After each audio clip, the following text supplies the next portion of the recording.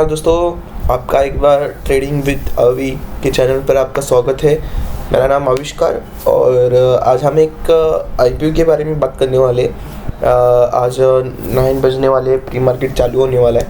तो first of all हम pre market फिर बाद में देखते हैं, मतलब जहाँ पर एंड होता है तब तक हमारे यहाँ पर आईपीओ का हो जाएगा जो डिस्कस करके। मैं आज आईपीओ लेके आया हूँ जो कि उसका नाम है गो फर्स्ट गो एयरलाइन, क्योंकि मैं उसमें बैठा हूँ। बहुत सारी अच्छी कंपनी है तो इसका ये डिमांड नहीं करता आईपीओ लेने के लिए, क्योंकि आईपीओ में हम फाइनेंशियल बैकग्राउंड सब दिखते हैं। तो इस वजह से हम आईपीओ के बारे में बात करने वाले, जो कि सबको मालूम है। गो फर्स्ट एक एयरलाइन कंपनी है जो कि आपको यहाँ पर दिख रही है। अभी वो आईपीओ डेट अनाउंसमेंट होने वाली है, सो थोड़ा टाइम लगेगा। अभी इन्होंने आरएचपी सिर्फ दिया है हमको, उसमें हम अभी सेबी जो अप्रूव करता है वो अभी तक यहाँ पर हमको शो हो रहा है। तो बहुत सारे पेजेस थे उनके, पीडीएफ है उनकी कि क्या एग्रीमेंट क्या हुआ है, सब कितना इशू प्राइस किया है, सब 430 पेज के इनके हैं। तो ये हम देखेंगे नहीं क्योंकि उसको बहुत टाइम लगेगा देखने के लिए। हम यहाँ पर अभी शॉर्ट में 5 पैसा जो कि ट्रेडिंग ऐप है, हम उस पर देखेंगे कि क्या शॉर्ट फॉर्म में हमको मालूम पड़ता है कि कंपनी अच्छी है या बैड है। देखते हैं कि आईपीओ यहाँ पर जो कि आईपीओ की क्या वैशिष्ट्य है, जो कि कंपनी अच्छी है या इसको बाय करे या इसको अवॉइड करे। The low cost economy airlines सबसे सस्ती कंपनी से एक है, जो कि आपके जो कस्टमर है उनके लिए वो एक अट्रैक्टिव पॉइंट रहता है। जो कि अभी गो एयर उन्होंने अपना रीब्रांड कर दिया है गो फर्स्ट से। सो अभी कंपनी नाम बदलने में कुछ नहीं होता, इनको प्रॉफिटेबल चाहिए, पर लेकिन कंपनी थोड़ी लॉस में चल रही है। इन 10 नवंबर को उन्होंने अपना नाम चेंज किया था, और जब सेबी को अप्रूव किया था तो उन्होंने 14 मई को, मतलब 40 मई को 2021 में इन्होंने सेबी से अप्रूव किया था, और सेबी ने इनको एक मान्यता भी दी थी 31 अगस्त को। आईपीओ पर subscription December 8 and the investing will be open day period of this. अभी उनका 8 दिसंबर से उन्होंने इन्वेस्टर को लिए इन्विटेशन दिया है कि आप इस पर इन्वेस्ट कीजिए, वो कीजिए। The company is looking for rise the 3,600 crore from this issue. अभी तो 33 मतलब अभी हम हिंदी में बात करें तो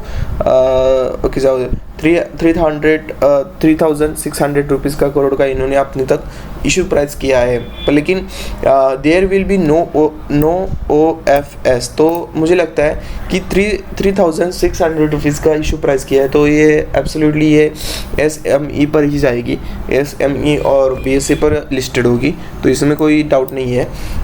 अभी हम बात करें तो booking running lead manager according to the DRHP filled with the SEBI are the ICICI Morgan Stanley India Private Limited and city group global markets India private limited. अभी यहाँ पर इन्होंने जो कि रनिंग जो मैनेजर रहते हैं, जो कि आईपीओ लिस्ट होने के पहले जो कंपनी अप्रूव करती है, जो बढ़िया मोटी का कंपनी रहते हैं, तो उसमें से आईसीआईसीआई एक है और मॉर्गन स्टैनली एक है, और सबसे एक city group global market India private limited भी है। अभी थोड़ी हम बात करें तो अबाउट गो एयरलाइंस की। गो एयरलाइंस 2004 में मतलब स्थापना हुई थी इसकी, और वाडिया ग्रुप ने इसको चलाया था, जो कि वाडिया इसमें कॉलेज आते, वाडिया ग्रुप है उनका। इन्होंने ऑपरेशन चालू किया था 2005 में। तब से ये कंपनी इंडिया में अपना एक एयरलाइन बेस के लिए चल रहा है। अभी तक इन्होंने 18 मिलियन पैसेंजर को कंपेयर किया है, जो कि सबसे बड़ा आंकड़ा है। लेकिन सभी अभी टॉप पर देखें तो बहुत सारे फाइट भी चल रही है कंपनी के एयरप्लेन कंपटीशन में। The company has flying the 28 domestic as well as 9 international once of January 31। तो कंपनी तो अभी 28 डोमेस्टिक उनके स्टेशन हैं इंडिया में और 9 इंटरनेशनल केसेस है। तो around 300 flights are operated daily, मतलब हर दिन 300 के आसपास फ्लाइट उनकी चलती रहती है। As per survey 2017 it is the 5th largest airline company in the country. हमारे भारत देश में अभी सबसे 5 नंबर की सबसे अच्छी कंपनी और सबसे बड़ी कंपनी ये है गो airlines. The target market of the airlines, it is English professional leisure travels and MSME business travelers. ये MSME जो कि हमारा मंत्रालय है तो उनके अंदर भी काम करती है. The main of company profitable maximum through the maintaining a low cost base and optimize the utilization of its fuel efficient and modern fit. अभी जो कि अभी हम देख सकते हैं कि उनका प्रॉफिट इन्होंने बुक लॉस में किया है, तो इस वजह से उनके फ्यूल ये सब खर्चा निकालना बहुत मुश्किल होता है. The managing director promoter Go एरिया जे वाडिया उनके प्रोमोटर सबसे अच्छे हैं. मैंने इनका लिंक्डइन पे भी अकाउंट देखा, बहुत अच्छे हैं. रिजाइंड लास्ट वीक, पर लेकिन इन्होंने अपने लास्ट जो हफ्ता है उनमें उन्होंने रिज़ाइन कर दिया. And the former of CEO of spirit airlines, अभी वो स्पिरिट एयरलाइंस पर बन गए. स्पिरिट एयरलाइंस के बारे में मुझे इतना जानकार नहीं है अभी. They have thinking about the going public for a few years but various the deficits in the upper management has kept dealing the process. The Wadia Group has a 73.3 stake in the company and the Brown investment of 821.50 stake. Wadia group का इसमें stock promoter के पास इनके 73.33 है, तो promoter के पास अच्छे हैं, तो इसके कोई धारणा नहीं है. The objective of the issue are started is अभी अब देखेंगे prepayment and repayment at all debit announcement by the company. इससे कोई हमको मतलब नहीं. Repayment of the dues of Indian Oil Corporation fuel has been the supplied कोयर. IOSC जो कि हमारा इंडियन ऑयल कॉर्पोरेशन है जो कि इनको फ्यूल प्रोवाइड करता है. पेइंग द अनपिक the maintenance of the aircraft 254 crore rupees का इन्होंने अपना एयरक्राफ्ट की अनकीपिंग और मेंटेनेंस चार्ज बताया है. As an November 2021 RS 1346 million is the amount of money owned by the company vendors. The company plans to utilize the 96.3 crore from the process of the issue to pay back the vendors. अभी जो इन्होंने vendors को apply किया था वो 96.3 करोड़ का था. अभी सबसे इम्पोर्टेंट हमारे IPO के देखने के लिए सबसे इम्पोर्टेंट यही देखते हैं. Go Airlines India Limited financial status की बात करें तो रिवेन हम चार्ट पर ही आते. पार्टिकुलर्स इनको ये सब आंकड़े आपको करोड़ में है. FY मतलब फर्स्ट ईयर 2080 का है, 90 है, 20 का है, लेकिन इन्होंने 21 और 22 का अभी तक दिया नहीं, तो इस वजह से मैं फाइनल में बताऊंगा. मतलब नेक्स्ट अगर IPO अप्लाई डेट चालू होते तभी मैं बताऊंगा आपको अप्लाई करना है या नहीं. यहाँ पर आप बात करें तो 4000 करोड़ का इनका रेवेन्यू है जो कि 7000 करोड़ के डबल या थोड़ा नीचे है. तो इस वजह से अभी पे प्रॉफिट आफ्टर टैक्स तो बात करें तो बहुत अच्छा है. 31 का प्रॉफिट आफ्टर टैक्स इन्होंने फर्स्ट ईयर 18 में भरा था, तब से फर्स्ट ईयर 20 में इन्होंने 1200 करोड़ का प्रॉफिट आफ्टर टैक्स दिखाया था. पार्टिकुलर्स इन करोड्स अभी बात करें तो इनके टोटल एसेट से है जो कि बहुत बढ़िया है. 7000 से इनके टोटल एसेट थे इन करोड़ और 19 में उनके 1 लाख के आसपास चले गए. तो ये बहुत ही बढ़िया कमबैक किया था उन्होंने गो एयरलाइंस ने.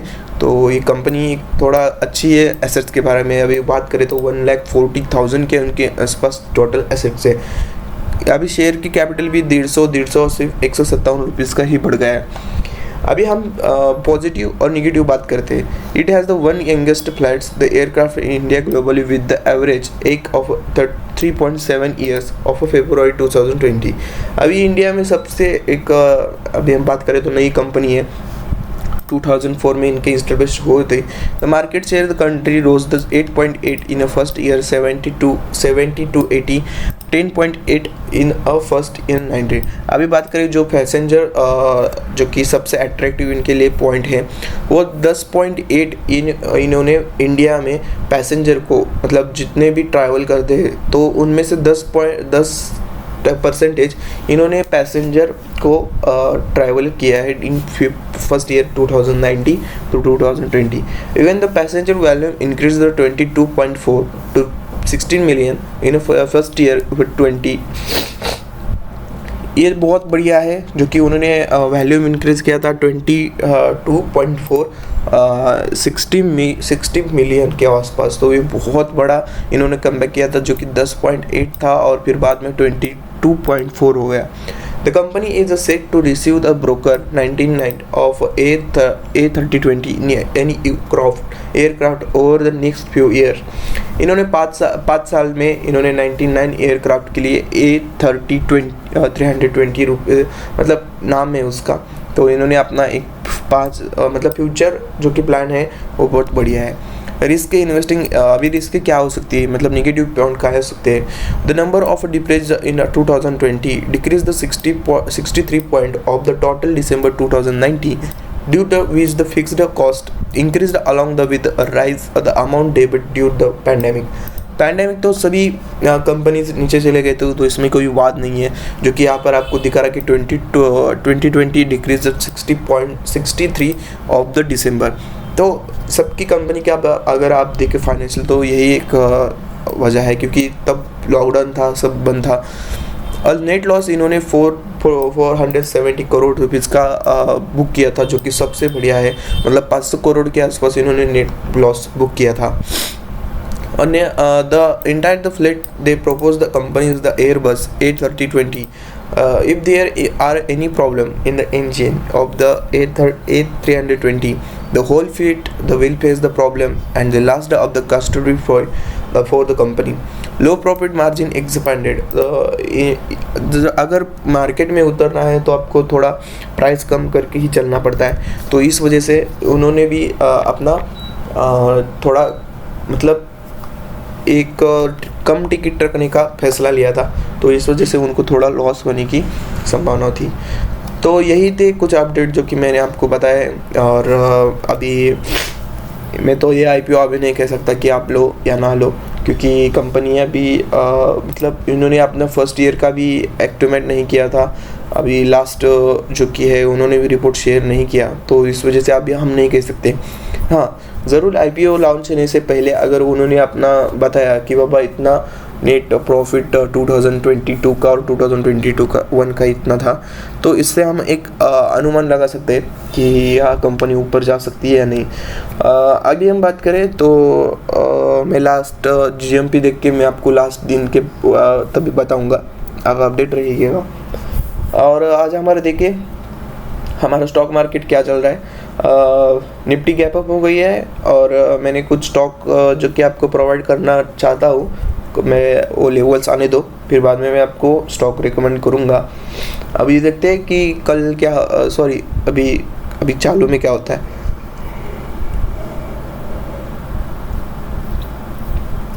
निफ्टी ने अपना एक सबसे बड़ा स्ट्रॉन्ग सपोर्ट है वो कायम रखा है। वो अभी उसके नीचे जाएगी या ना जाएगी ये देखने वाली बात है। यहाँ पर एक सपोर्ट है, यहाँ पर भी देखेंगे क्या होता है, क्योंकि निफ्टी अपना 52 वीक से लो आ गई है। तो मिलते हैं नेक्स्ट वीडियो में, तब तक के लिए शुक्रिया दोस्तों, मिलेंगे नेक्स्ट वीडियो में, टेक केयर।